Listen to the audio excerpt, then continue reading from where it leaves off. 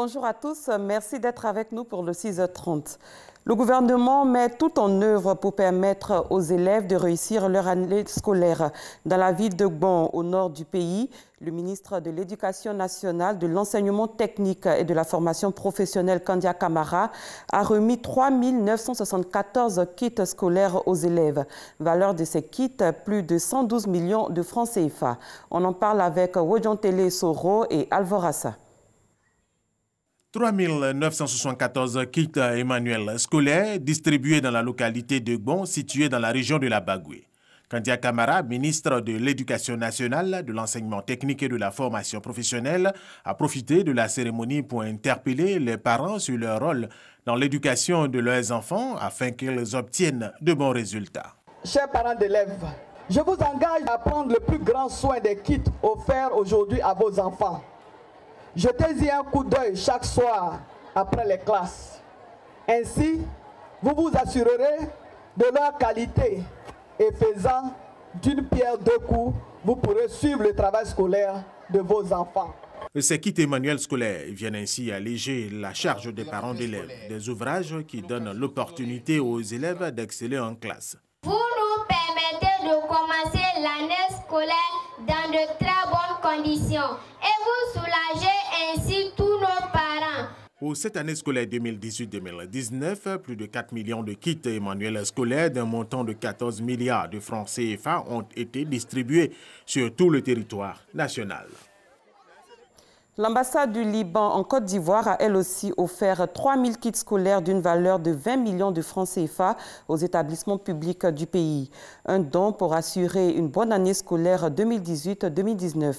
Les écoliers de l'EPP Sombo Isaac à Marcory et l'EPP Atolui à Trècheville ont reçu plusieurs cartables et autres fournitures scolaires. Nous restons avec Wodjontele Soro et Alvorassa. L'ambassade du Liban en Côte d'Ivoire donne un coup de pouce à l'école ivoirienne. Elle offre 3 000 kits et fournitures scolaires à des établissements préscolaires et primaires publics d'Abidjan. Un don d'une valeur de 20 millions de francs CFA. Le premier responsable de la commune de Marcory, récipiendaire de ces kits scolaires, Abi Raoul, apprécie ce geste de la communauté libanaise de Côte d'Ivoire. La communauté libanaise est une communauté très importante à Marcory. Donc, renouveler mes remerciements et leur dire que nous sommes vraiment ensemble. L'ambassade du Liban en Côte d'Ivoire, à travers ce don, veut ainsi apporter son soutien au système éducatif ivoirien pour la réussite de l'année scolaire 2018-2019. On s'intéresse à présent à la 3e édition du Forum des stages à l'espace Serailleux-Umoa au Plateau, un forum qui vise à mettre en relation les jeunes diplômés et les entreprises. C'est une initiative de l'agence Emploi Jeunes en partenariat avec le cabinet de recrutement Empower. Sephora Zegui, Alvorassa.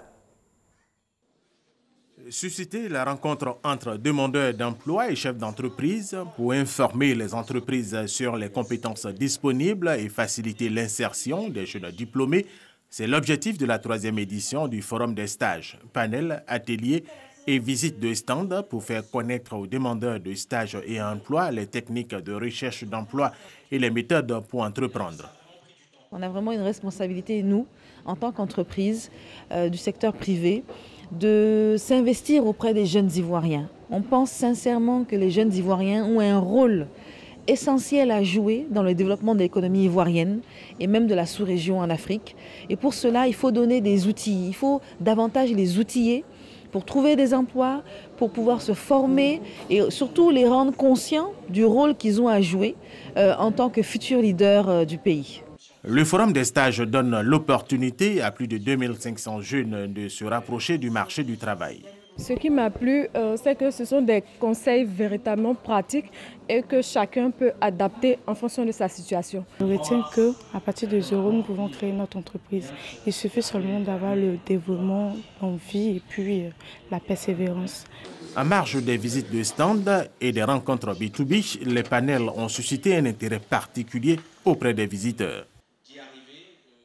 Le ministre de l'Hydraulique et les directeurs de son département sont en conclave à Yamoussoukro. Au centre des réflexions, les pénuries d'eau récurrentes et la question de l'approvisionnement en eau potable sur l'ensemble du territoire. Soro Corona.